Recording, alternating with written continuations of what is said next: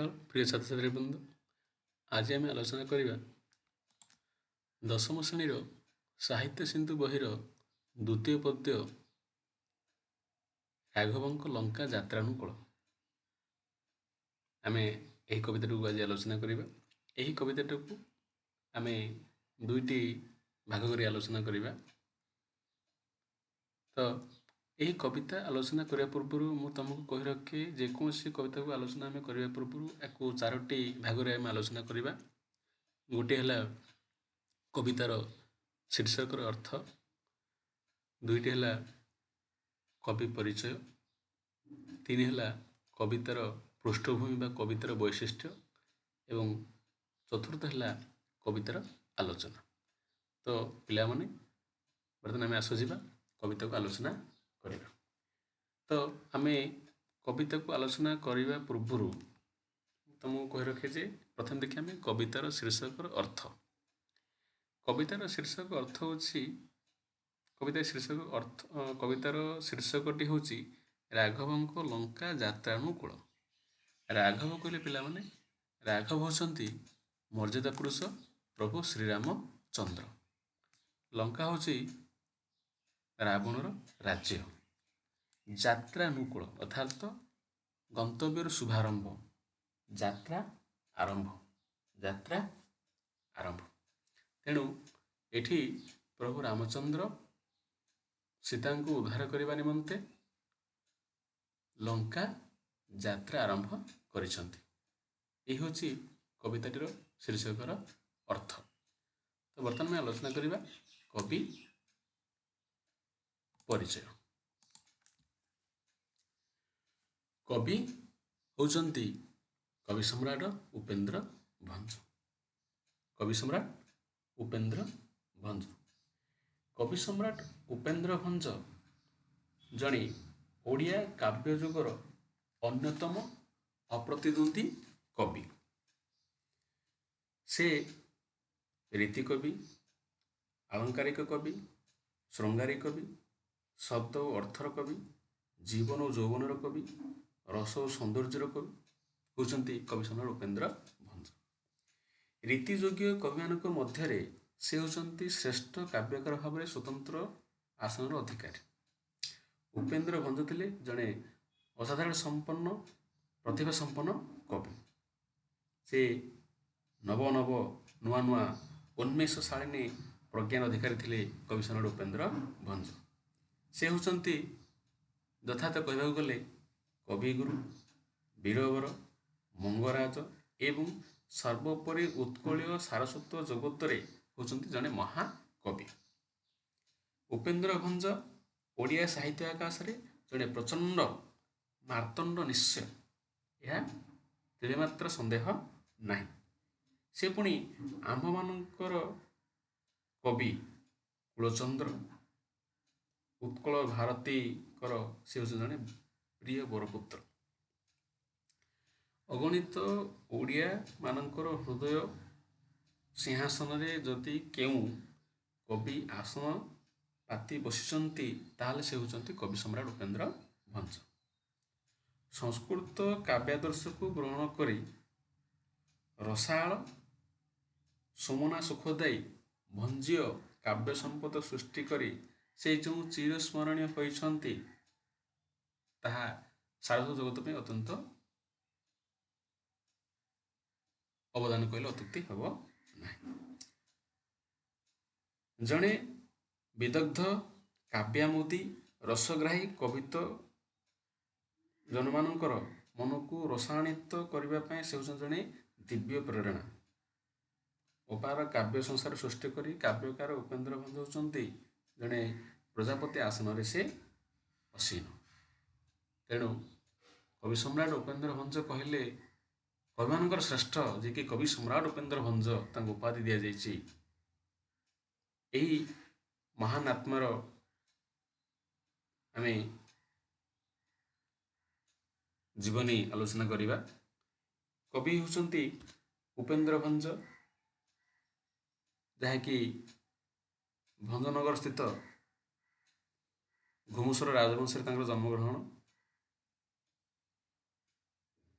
ଘୁମୁସ ରାଜବଂଶ ନରପତି ପ୍ରତାପ ଧନଞ୍ଜୟଙ୍କର ପୁତ୍ର ନୀଳକଣ୍ଠ ଭଞ୍ଜଙ୍କର ସେ ହେଉଛନ୍ତି ଜ୍ୟେଷ୍ଠ ସନ୍ତାନ। ଉପେନ୍ଦ୍ର ଭଞ୍ଜ, ପିତାଙ୍କ ନାମ ନୀଳକଣ୍ଠ ଭଞ୍ଜ, ତାଙ୍କ ଜନ୍ମ ସପ୍ତଦଶ ଶତାବ୍ଦୀ ତଥା 1670 ଆନୁମାନିକ କରାଯାଉଛି। ଏବଂ ଜନ୍ମସ୍ଥାନ ଆଲୋଚନା କରିଥିଲେ ଆମେ। ସେ ହେଉଛନ୍ତି ଭଞ୍ଜନଗର ସ୍ଥିତ ଘୁମୁସ ରାଜବଂଶର ଜଣେ ଦାୟାଦ, ଯିଏକି କୁଲାଡ଼ ଗ୍ରାମରେ।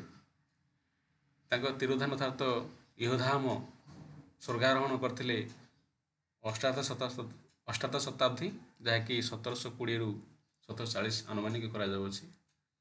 ତାଙ୍କର ଉପାଧି ଗୁଡ଼ିକ ହେଲା କବି ସମ୍ରାଟ, କବି କୁଳକେଶ୍ୱରୀ, କବି ସାର୍ବଭୌମ ଏବଂ ସୃଷ୍ଟି ସମ୍ପଦ ଗୁଡ଼ିକ ହେଲା କୋଟି ବ୍ରହ୍ମାଣ୍ଡ ସୁନ୍ଦରୀ, ଲାବଣ୍ୟବତୀ, ବୈଦେହୀଶ ବିଳାସ, ପ୍ରେମ ସୁଧାନିଧି, କଳା କୌତୁକ, ସୁଭଦ୍ରା ପରିଣୟ, ରସିକ ହାରାବଳୀ, ଏଇଭଳି ଅନେକ କବି ଗ୍ରନ୍ଥ ରଚନା କରିଛନ୍ତି। ତାହା ସହିତ ପିଲାମାନେ ଉପେନ୍ଦ୍ର ଭଞ୍ଜ ହେଉଛନ୍ତି ଜଣେ ଏଭଳି ଏକ କବି ଯାହାଙ୍କର କିମ୍ବଦନ୍ତୀ କୁହାଯାଉଛି ସେ ତାଙ୍କର ଆରାଧ୍ୟ ଦେବତା ପ୍ରଭୁ ରାମଚନ୍ଦ୍ର ଥିଲେ ବୋଲି କିମ୍ବଦନ୍ତୀରେ କୁହାଯାଉଛି। ଅନେକ ଗବେଷକ ମତ ପୋଷଣ କରିଛନ୍ତି। ସେ ରାମତାରକ ମନ୍ତ୍ରକୁ ଜପ କରି ସେ ପ୍ରାପ୍ତ ହୋଇଥିଲେ ନିଜ କବିତ୍ୱର ଶକ୍ତି। ତେଣୁ ମଧ୍ୟଯୁଗୀୟ ଓଡ଼ିଆ କାବ୍ୟ ସାହିତ୍ୟ ସେ ଥିଲେ ଏକ ନୂତନ ମାର୍ଗଦର୍ଶକ। ତାଙ୍କର କାବ୍ୟ କବିତାର ଛନ୍ଦ ଅଳଙ୍କାରରେ ବିମଣ୍ଡିତ। ତାଙ୍କର ଯେତେ ସବୁ କାବ୍ୟ କବିତା ଆମେ ଦେଖିବା ବହୁତ ଛାନ୍ଦ ଆଳଙ୍କାରିକରେ ବର୍ଣ୍ଣିତ। ଓଡ଼ିଆ ପାଠକ ପାଠିକାମାନଙ୍କୁ ସେ ନୂତନ ରୋଚକ କାବ୍ୟ ପରିବେଷଣ କରିବାରେ ସେ ଥିଲେ ସିଦ୍ଧହସ୍ତ। ବିଶେଷ କରି ସେ ଥିଲେ ଜଣେ ଅପ୍ରତିଦ୍ୱନ୍ଦୀ କବି। ତେଣୁ କବିଙ୍କର କେତେକ ଅମର କୃତି ରହିଛି ଯେଉଁଟା ଆମେ ଆଲୋଚନା କରୁଥିଲେ, ଯାହାକି ଏହି ଅମର କୃତି ତାଙ୍କ ପ୍ରତିଭାର ସ୍ୱାକ୍ଷର ବହନ କରିଅଛି। ସେହି ସୃଷ୍ଟି ସମ୍ପଦ ଗୁଡ଼ିକୁ ହେଲା ପୁଣି ଥରେ ମୁଁ କହିଦେଉଛି।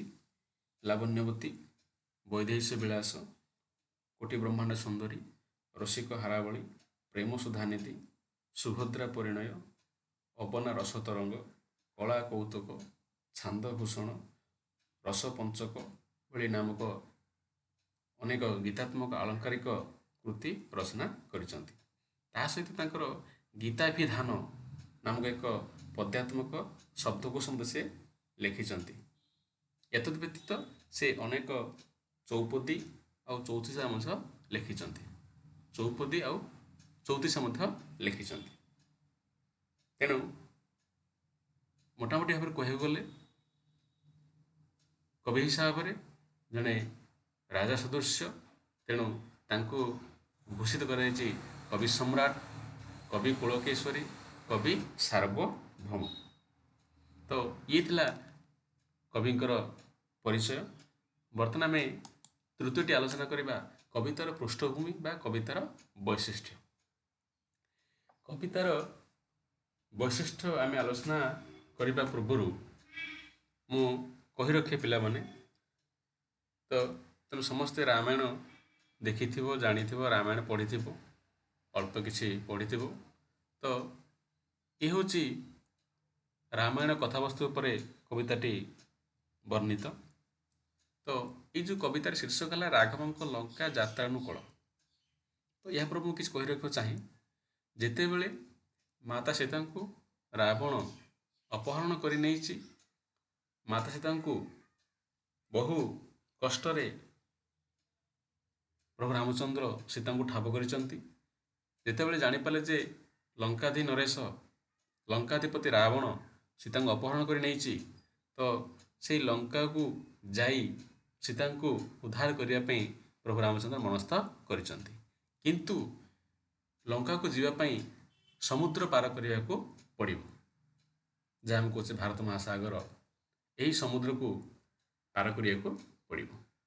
ତେଣୁ ଏହି ସମୁଦ୍ରକୁ ପାର କରିବା ନିମନ୍ତେ ବା ସମୁଦ୍ରକୁ ପାର କରି ସୀତାଙ୍କୁ ଉଦ୍ଧାର କରିବା ନିମନ୍ତେ ଏହି କାବ୍ୟରେ ବର୍ଣ୍ଣନା କରାଯାଇଅଛି। ରାଘବଙ୍କ ଲଙ୍କା ଯାତ୍ରାନୁକୂଳ କବିତାର ପାଠ୍ୟଟି କବିଙ୍କର ବୈଦେହୀଶ ବିଳାସର 40ତମ ଛାନ୍ଦରୁ ଆସିଅଛି। କାହିଁକିନା ଏଇ ବୈଦେହୀଶ ବିଳାସ ହେଉଛି ଗୋଟେ ରାମକାବ୍ୟ, ଯାହାକି 52 ଛାନ୍ଦ ବିଶିଷ୍ଟ ରଚନା। ତ ଏଇ 40 ଛାନ୍ଦରୁ ଆସିଛି ରାଘବଙ୍କ ଲଙ୍କା ଯାତ୍ରାନୁକୂଳ। ଏଇ ଯେଉଁ ବୈଦେହୀଶ ବିଳାସ ହେଉଛି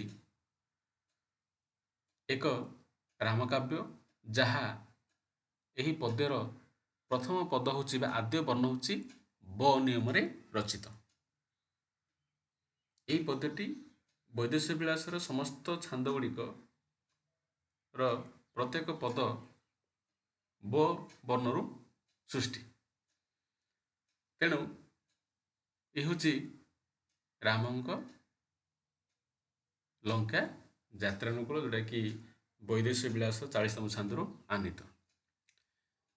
ଲଙ୍କାର ରାବଣ ଦ୍ୱାରା ଅପହୃତା ସୀତାଙ୍କୁ ଉଦ୍ଧାର କରିବା ପାଇଁ ପ୍ରଭୁ ରାମଚନ୍ଦ୍ର ସମୁଦ୍ରରେ ସେତୁ ବାନ୍ଧିବା ବେଳର କଥା ଏଠାରେ ବର୍ଣ୍ଣିତ କରାଯାଇଅଛି।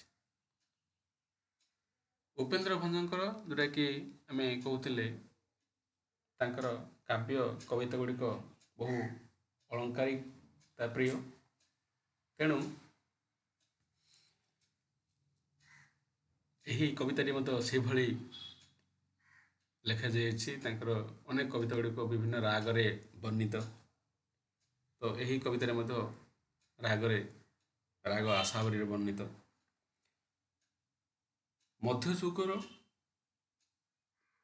ଯେଉଁକୁ ଆମେ କହୁଛେ ମଧ୍ୟଯୁଗୀୟ ରୀତିଯୁଗର ବିଶିଷ୍ଟ ଆଳଙ୍କାରିକ କବି ଭାବେ ଉପେନ୍ଦ୍ର ଭଞ୍ଜଙ୍କର ସୃଷ୍ଟି ସମ୍ପଦ ମଧ୍ୟରୁ ବହୁ ଜନଖ୍ୟାତି ଅର୍ଜନ କରିଥିବା ପ୍ରାପ୍ତ ପୌରାଣିକ କାବ୍ୟ ହେଉଛି ବୈଦେହୀଶ ବିଳାସ। ଏହି ବୈଦେହୀଶ ବିଳାସ ହେଉଛି ଏକ ରାମକାବ୍ୟ, ଯାହାକି 52 ଛାନ୍ଦ ବିଶିଷ୍ଟ ରଚନା। ଏହି 52 ଛାନ୍ଦ ବିଶିଷ୍ଟ ରଚନା ବୈଦେହୀଶ ବିଳାସର 40ତମ ଛାନ୍ଦରୁ ଆସିଅଛି ରାଘବଙ୍କ ଲଙ୍କା ଯାତ୍ରାନୁକୂଳ, ଯାହାକି ଆମେ କହୁଛେ ଏହାର ପ୍ରତ୍ୟେକ ପଦର ଆଦ୍ୟବର୍ଣ୍ଣ ହେଉଛି ବ। ଏହି ନିୟମରେ ରଚିତ ବୈଦେହୀଶ ବିଳାସ। ଏହି କାବ୍ୟରେ ପ୍ରଭୁ ମର୍ଯ୍ୟାଦା ପୁରୁଷ ରାମଚନ୍ଦ୍ର ତାଙ୍କର ମହନୀୟ ଚରିତ୍ର ବିଷୟରେ ଆଲୋକପାତ କରାଯାଇଛି, ବର୍ଣ୍ଣନା କରାଯାଇଅଛି। ତା ସହିତ ଲଙ୍କାଧିପତି ରାବଣ ଅପହରଣ କରିଥିବା ସୀତାଙ୍କୁ ଉଦ୍ଧାର କରିବା ପାଇଁ ପ୍ରଭୁ ଶ୍ରୀରାମଚନ୍ଦ୍ରଙ୍କର ସେତୁବନ୍ଧ ନିର୍ମାଣ ପ୍ରସଙ୍ଗ ମଧ୍ୟ ବର୍ଣ୍ଣନା କରାଯାଇଅଛି। ତାହା ସହିତ ରାବଣର କୂଟନୀତି ସମ୍ପର୍କ ମଧ୍ୟ ଆଲୋଚନା କରାଯାଇଅଛି। ତେଣୁ କବି ସମ୍ରାଟ ଉପେନ୍ଦ୍ର ଭଞ୍ଜଙ୍କର ଏହି ପଦ ସଂଯୋଜନା, ଅଳଙ୍କାର ପ୍ରିୟତା ଆଉ ସମାଜ ପ୍ରତି ନୀତିନିଷ୍ଠ ବାର୍ତ୍ତା ଏହି କବିତାରେ ଅତି ସୁନ୍ଦର ଭାବରେ ଆଉ ନିଖୁଣ ଭାବରେ ସୂକ୍ଷ୍ମ ଭାବରେ ଘଟଣାକ୍ରମ ବର୍ଣ୍ଣନା କରିଛନ୍ତି ଏହି କବିତାଟିରେ, ଯାହାକି ରାଘବଙ୍କ ଲଙ୍କା ଯାତ୍ରାନୁକୂଳ। ତ ଇଏ ଥିଲା କବିତାର ପୃଷ୍ଠଭୂମି ବା କବିତାର ବୈଶିଷ୍ଟ୍ୟ। କବିତାର ବୈଶିଷ୍ଟ୍ୟକୁ ଆମେ ଆଲୋଚନା କଲେ। ତ ଏଥିନିମନ୍ତେ କିଛି ମୁଁ ତୁମମାନଙ୍କୁ କିଛି ପ୍ରଶ୍ନ ଦେଇଛି। ଏହି ପ୍ରଶ୍ନ ଗୁଡ଼ିକ ଟିକେ ଆମେ ଆଲୋଚନା କରିଦେବା। ତ ପିଲାମାନେ କହିଲ, କବି ସମ୍ରାଟ କିଏ? ତ କବି ସମ୍ରାଟ ହେଉଛନ୍ତି ଉପେନ୍ଦ୍ର ଭଞ୍ଜ। ଉପେନ୍ଦ୍ର ଭଞ୍ଜ କେଉଁ ଶତାବ୍ଦୀର କବି ଅଟନ୍ତି? ଯେ ଆମେ କହୁଥିଲେ ସପ୍ତଦଶ ଶତାବ୍ଦୀର କବି ଅଟନ୍ତି କିଏ? ଉପେନ୍ଦ୍ର ଭଞ୍ଜ। ଗୀତାଭିଧାନ କେଉଁ ପ୍ରକାର ଗ୍ରନ୍ଥ? ଗୀତାଭିଧାନ ହେଉଛି ଏକ ପଦ୍ୟାତ୍ମକ, ଯାହାକୁ ଆମେ କହୁଛେ ଶବ୍ଦକୋଷ। ପଦ୍ୟାତ୍ମକ ଶବ୍ଦକୋଷ ହେଉଛି ଗୀତାଭିଧାନ। ଉକ୍ତ କବିତାଟି ବୈଦେହୀଶ ବିଳାସର କେଉଁ ଛାନ୍ଦରେ ଗୃହୀତ? ଉକ୍ତ କବିତା ମାନେ କ'ଣ? ରାଘବଙ୍କ ଲଙ୍କା ଯାତ୍ରାନୁକୂଳ କବିତାଟି ବୈଦେହୀଶ ବିଳାସର କେଉଁ ଛାନ୍ଦରେ ଗୃହୀତ? ଯେଉଁଟାକି 40ତମ ଛାନ୍ଦରୁ ଆସିଅଛି। ରାଘବଙ୍କ ଲଙ୍କା ଯାତ୍ରାନୁକୂଳ କେଉଁ କାବ୍ୟର ଅଂଶବିଶେଷ? ଯେ ଆମେ କହୁଛେ କ'ଣ? ବୈଦେହୀଶ ବିଳାସ ଛାନ୍ଦରୁ ଅଂଶ ବିଶେଷ। ତ ଇଏ ଥିଲା କବିତାର ପୃଷ୍ଠଭୂମି, ଆମେ ଆଲୋଚନା କଲେ। ତା ସହିତ ପରବର୍ତ୍ତୀ ଆମେ ଆଲୋଚନା କରିବା କବିତାର ଆଲୋଚନା। କବିତାର ଆଲୋଚନା କରିବା ପାଇଁ ଆମେ ଯେଉଁଟାକି ସୁବିଧା ହେଇପାରିବ, ତେଣୁ କବିତାଟାକୁ କେତୋଟି ପଦଖଣ୍ଡରେ ବିଭକ୍ତ କରାଯାଇଅଛି। ଆଉ ବର୍ତ୍ତମାନ ଆମେ ପ୍ରଥମ ପଦଖଣ୍ଡକୁ ଆମେ ଆଲୋଚନା କରିବା। ତ କବିତାର ଆଲୋଚନା କରିବା ପୂର୍ବରୁ ମୁଁ କହିଥିଲି, ଯେହେତୁ କବିତାଟି କ'ଣ ଯେ ପଦ୍ୟାତ୍ମକ ଛାନ୍ଦ ଚୌପଦୀରେ ବର୍ଣ୍ଣିତ, ତେଣୁ ଏହା ରାଗ ଆଶାବରୀରେ ଲେଖାଯାଇଅଛି ବା ରାଗ ଆଶାବରୀ ୟାକୁ ଆବୃତ୍ତି କରାଯାଇପାରିବ। ତ ସେଭଳି ମୋର କିଛି ରାଗ ସମ୍ପର୍କେ କିଛି ବିଶେଷ ଜ୍ଞାନ ନଥିଲେ ମଧ୍ୟ ଚେଷ୍ଟା କରିବି ଏହି ରାଗ ଆଶାବରୀରେ ଆବୃତ୍ତି କରିବା ପାଇଁ କବିତାଟିକୁ। ତ ପ୍ରଥମେ ଆମେ କବିତାକୁ ଆବୃତ୍ତି କରି ତାପରେ ଏହାର ଭାବ ସମ୍ପ୍ରସାରଣ କରିବା ବା ଆଲୋଚନା କରିବା। ବଳିଲା ରାଘବ ଆଶା ସୀତା ପ୍ରାପତିରେ, ବିଚାରିଲେ ସିନ୍ଧୁପତି ଯିବା ପର୍ବତରେ ଯେ। ବୁଡ଼ିଗଲା ପକାଇଲେ କପି ଯେତେ ଗିରି, ବୁଦ୍ବୁଦ ଦିଶେ ଜଳ ଫିଫିକୃତ କରି ଯେ। ବିସ୍ମୟୀ ନିଶ୍ୱାସ ତେଜେ ବରୁଣ ପ୍ରସନେ, ବିନାଶନରେ ଶୟନ ସେ ଦର୍ଭ ଶୟନେ ଯେ। ଇଏ ଥିଲା କବିତାର ଆବୃତ୍ତି। ତ ଏହାକୁ ଆମେ ଏହାର ଭାବ ସମ୍ପ୍ରସାରଣ କରିବା। କବିତାଟି ଏହି ପଦଖଣ୍ଡରେ କବି କ'ଣ ବର୍ଣ୍ଣନା କରିଛନ୍ତି ଆମେ ଆଲୋଚନା କରିବା। ବଳିଲା ରାଘବ ଆଶା ସୀତା ପ୍ରାପତିରେ। ବଳିଲା, ବଳିଲା ମାନେ ଆଗ୍ରହ ପ୍ରକାଶ ହେଲା। କାହାର ଆଗ୍ରହ ପ୍ରକାଶ ହେଲା? ନା ପ୍ରଭୁ ରାମଚନ୍ଦ୍ରଙ୍କର। କ'ଣ ଆଶା ପ୍ରକାଶିତ ହେଲା? ନା ସୀତାଙ୍କୁ ପ୍ରାପ୍ତ କରିବାରେ। ବଳିଲା ରାଘବ, ରାଘବ କଲେ ମର୍ଯ୍ୟାଦା ପୁରୁଷ, ରାମଚନ୍ଦ୍ରଙ୍କର ଆଶା ଆଗ୍ରହ ହେଲା ବା ଆଶା ପ୍ରକାଶ ହେଲା ନା ସୀତାଙ୍କୁ ପ୍ରାପ୍ତ କରିବା ପାଇଁ। ବଳିଲା ରାଘବ ଆଶା ସୀତା ପ୍ରାପତିରେ। ଦେଖ ପିଲାମାନେ, ଏହି କବିତାଟିର ପ୍ରଥମ ବର୍ଣ୍ଣ ହେଉଛି ବ। ଯେହେତୁ ଏହି ବୈଦେଶିକ ବିଳାସ ଅନ୍ତର୍ଗତ କବିତା, ତେଣୁ ବୈଦେଶିକ ବିଳାସ କବିତାଟି ଆଦ୍ୟ ବର୍ଣ୍ଣ ବ ନିୟମରେ ରଚିତ।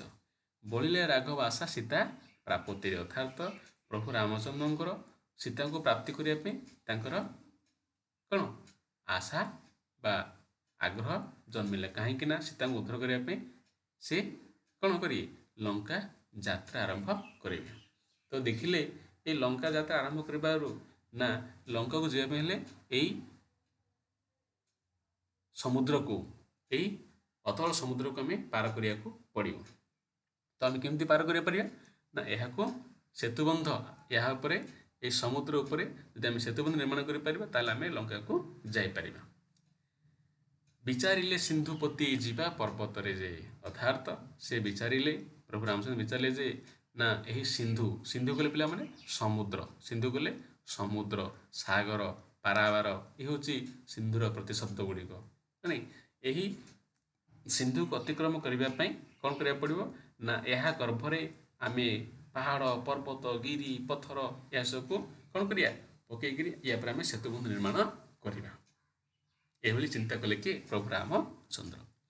ବୁଡ଼ିଗଲା ପକାଇଲେ କପି ଯେତେ ଗିରି, ବୁଦ୍ବୁଦ ଦିଶେ ଜଳ ଫିଫିକୃତ କରି ଯେ। ତ କ'ଣ କଲେ? ନା ପ୍ରଭୁ ରାମଚନ୍ଦ୍ରଙ୍କ ଯେଉଁ ବାନର ସେନା ଥିଲେ, କପି ସେନା, କପି ମାନେ ବାନର ସେନା, ବାନର ସେନା କ'ଣ କଲେ? ନା ସମସ୍ତେ ଲାଗି ପଡ଼ିଲେ ସେତୁବନ୍ଧ ନିର୍ମାଣ କରିବା ପାଇଁ। ତ କ'ଣ କଲେ? ସମସ୍ତେ ଆସିକିରି କି ପାହାଡ଼, କି ପର୍ବତ, କି ପଥର ଆଣିକିରି ସବୁ ସମୁଦ୍ର ଗର୍ଭରେ କ'ଣ ପକାଇଲେ। ତ କ'ଣ ହେଲା?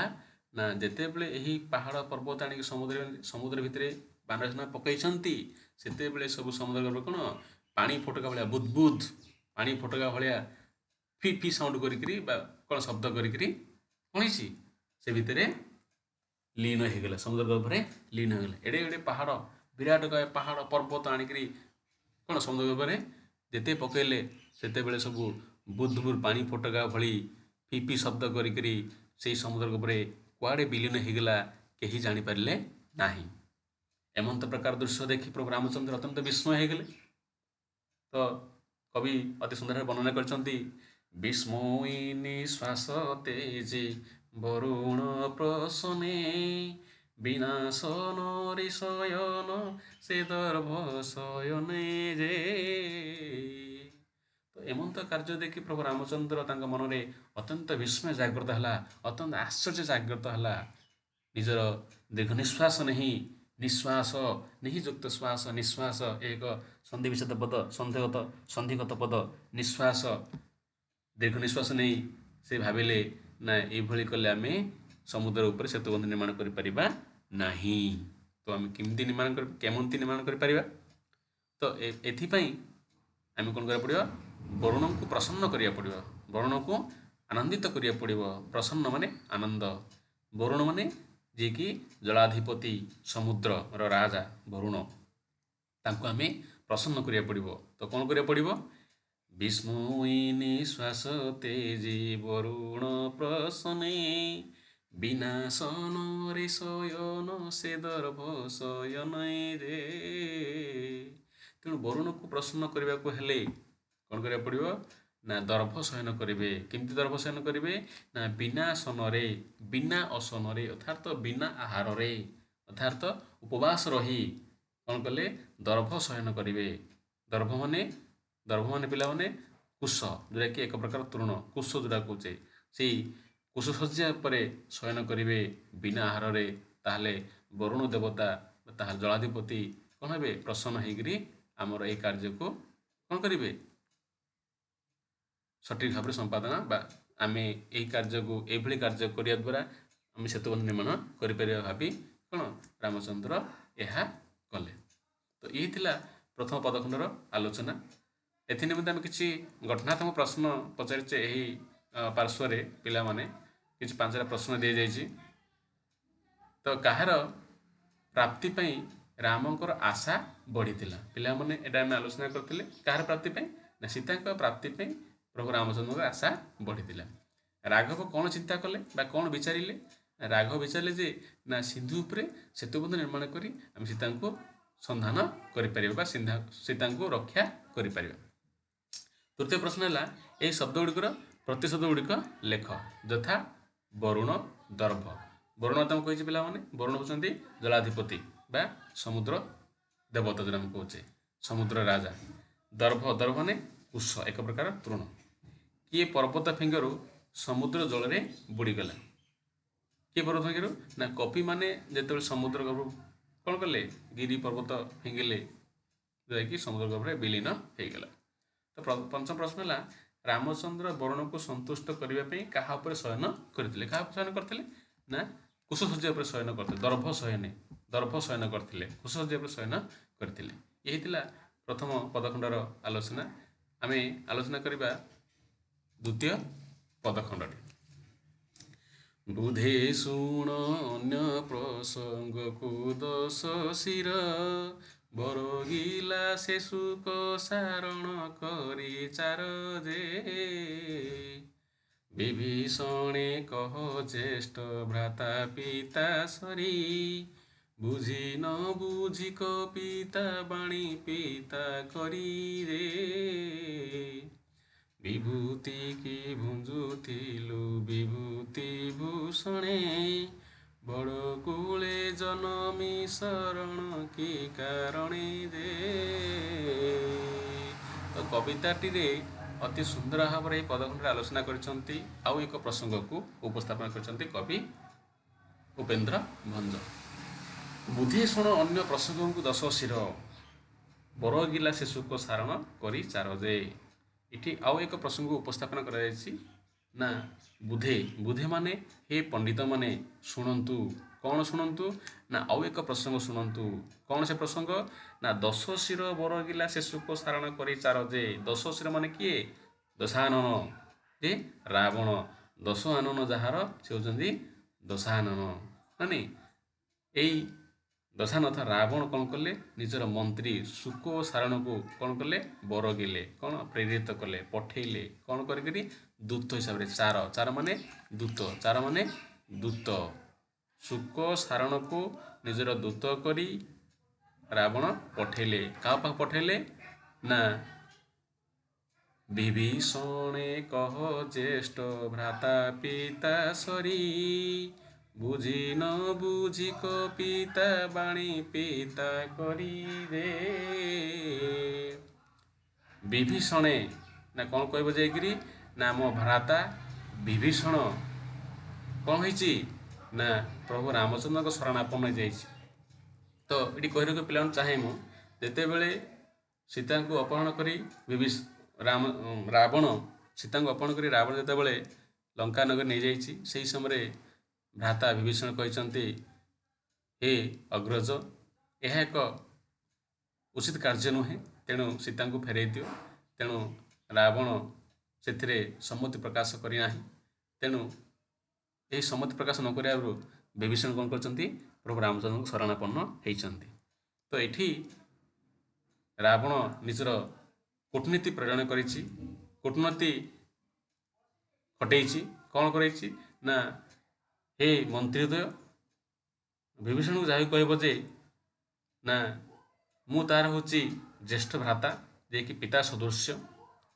ଯଦି ବୁଝି ନ ବୁଝି କୌଣସି ବୁଝି ନ ବୁଝି ଯଦି ଆମେ କିଛି ଏଭଳି କହିଦେଉ ଛୋଟ ଭାଇକୁ, ତାହା ଆମେ ଭୁଲ ନ ବୁଝି ତାକୁ ଭୁଲ ନ ବୁଝି ଆମକୁ ଉପଦେଶ ଭାବି ତାହା ସେ ଭୁଲିଯାଇ ସେ ପୁଣି ଫେରିଆସିବା ପାଇଁ ଏହା ତ ମୋତେ ବୁଝେଇବ। ଯେହେତୁ ପିତା ମାତା ପିତାଙ୍କର ଗାଳି ଦାଣ୍ଡର ଧୂଳି ବୋଲି ଆମେ କହୁଛେ, ତେଣୁ ଜ୍ୟେଷ୍ଠ ଭ୍ରାତା ପିତା ସଦୃଶ୍ୟ। ଯଦି ମୁଁ କିଛି କହିଦେଇଛି ତାହେଲେ ସେଇ କଥାକୁ ସେ ରୋଷ ନ କରି ସେ ପିତାଙ୍କର ଉପଦେଶ ସଦୃଶ୍ୟ ସେ ଫେରିଆସୁ ବୋଲି ସେ କହିଛନ୍ତି। କିଏ? ରାବଣ। କାହାକୁ କହିଛନ୍ତି? ବିଭୀଷଣକୁ ଏହି ବାର୍ତ୍ତା ଦେବା ପାଇଁ କହିଛନ୍ତି। ଆଉ କ'ଣ କହିଛନ୍ତି? ବିଭୂତିକୁ ଭୁଞ୍ଜୁଥିଲୁ ବିଭୂତି ଭୂଷଣେ ବଡ଼ କୂଳେ ଜନମି ଶରଣ କି କାରଣେ ଯେ। ତ କହିବ ସିଏ ବିଭୂତିକି ଭୁଞ୍ଜୁଥିଲା। କ'ଣ ବିଭୂତି ମାନେ କ'ଣ? ଏଠି ପିଲାମାନେ ସୁଖ ସୌଭାଗ୍ୟକୁ ଭୁଞ୍ଜୁଥିଲା। କାହିଁକି? ସେ ହେଉଛି ବଡ଼ କୂଳରେ ଜନ୍ମ ନେଇଛି। କିଏ? ବିଭୀଷଣ ରାଜକୁମାର। ତେଣୁ ସେ ଅତ୍ୟନ୍ତ ସୁଖ ସୌଭାଗ୍ୟରେ ବଞ୍ଚୁଥିଲା। କିନ୍ତୁ ବିଭୂତି ଭୂଷଣେ ଶରଣ କାହିଁକି ପଶିଛି? ବିଭୂତି ଭୂଷଣ ଶରଣ କାହିଁକି ସେ ପଶିଛି? କାହିଁକି ପଶିଛି? ନା ବିଭୂତି ଭୂଷଣ କହିଲେ ପିଲାମାନେ ଆମେ କହିବା ବିଭୂତି ଭୂଷଣେ।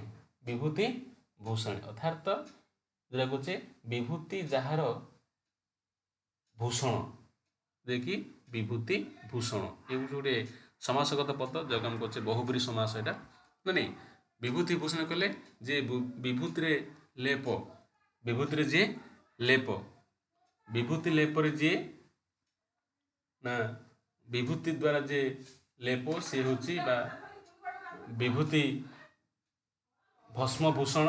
ଏଠାରେ ରାମଚନ୍ଦ୍ରଙ୍କର ଉଦ୍ଦେଶ୍ୟରେ କୁହାଯାଇଛି ବିଭୂତି ଭୂଷଣ। ତ କାହିଁକି ସେଇ ସନ୍ନ୍ୟାସୀ ଶରଣାପନ୍ନ ହେଇଛି ତାହା ତାକୁ ବୁଝେଇବ ଆଉ ସେ ତାକୁ ଫେରି ଆସିବା ପାଇଁ ଜଣେଇବ। ଏଭଳି କୂଟନୀତି ପ୍ରୟୋଗ କରିଛି କିଏ? ଦଶଶିର ବା ରାବଣ। ଇଏ ଥିଲା କବିତାର ଦ୍ୱିତୀୟ ଖଣ୍ଡ, କବିତାର ଦ୍ୱିତୀୟ ପଦଖଣ୍ଡର ଆଲୋଚନା। ୟାକୁ ନେଇ ଆମେ କିଛି ଗଠନାତ୍ମକ ପ୍ରଶ୍ନ ଆଲୋଚନା କରିଛେ। ଏଠାରେ ଦଶଶିର କହିଲେ କାହାକୁ ବୁଝାଯାଏ? ଏଠାରେ ଦଶଶିର କହିଲେ କାହାକୁ ବୁଝାଯାଏ? କାହାକୁ ବୁଝାଯାଏ? ନା ରାବଣକୁ ବୁଝାଯାଏ। କିଏ ବିଭୂତିକି ଭୁଞ୍ଜୁଥିଲେ? କିଏ ବିଭୂତି ଭୁଞ୍ଜୁଥିଲେ? ନା ବିଭୀଷଣ। ଏହି ଶବ୍ଦ ଗୁଡ଼ିକର ପ୍ରତିଶବ୍ଦ ଲେଖ, ଯେଉଁଟାକି ବରଗିଲା ମାନେ ପ୍ରେରିତ କଲା ବା ପଠାଇଲା। ବୁଧେଇ ମାନେ ପଣ୍ଡିତ ମାନେ। କିଏ ବଡ଼ କୂଳରେ ଜନ୍ମ ହେଇଥିଲେ? କିଏ ଜନ୍ମ ହେଇଥିଲେ? ବିଭୀଷଣ। ରାବଣ କାହାକୁ ବିଭୀଷଣଙ୍କ ନିକଟ ପଠାଇଲେ? କାହା ପଠାଇଲେ? ନା ତାଙ୍କ ମନ୍ତ୍ରୀଦ୍ୱୟ ଶୁକ ଆଉ ସାରଣ। ଜ୍ୟେଷ୍ଠ ଭ୍ରାତା କାହା ସମାନ? ପିତାଙ୍କ ସହିତ ସମାନ। ତେଣୁ ଇଏ ଥିଲା କବିତା ଆଲୋଚନାର ଦ୍ୱିତୀୟ ଖଣ୍ଡ। ତ ଆଜି ତ ସମୟ ହେଇଛି ପିଲାମାନେ, ଏହାକୁ ଆମେ ଏଇଠି ସମାପ୍ତ କରିବା। ଏହାର ଦ୍ୱିତୀୟ ପର୍ବ ସମୟ ଆମେ ଆଲୋଚନା କରିବା। ତେଣୁ ମୁଁ ଆଶା କରୁଛି ତାହା ନିଶ୍ଚୟ ତୁମ କାମରେ ଆସିଥିବ। ତେଣୁ ଆମେ ଯଦି କିଛି ଅବୁଝା ରୁହେ ବା ସନ୍ଦେହ ରୁହେ ତାହେଲେ ଯୋଗାଯୋଗ କରିବ। ଆଉ ଆଶା କରୁଛି ଏ ଭିଡ଼ିଓଟି ତୁମକୁ ନିଶ୍ଚୟ କାମରେ ଆସିବ। ଯଦି ଭଲ ଲାଗିବ ତାହେଲେ ଲାଇକ୍ କରିବ, ସେୟାର କରିବ। ସବସ୍କ୍ରାଇବ୍ କରିବ। ଧନ୍ୟବାଦ। ଜୟ ହିନ୍ଦ। ବନ୍ଦେ ଉତ୍କଳ ଜନନୀ।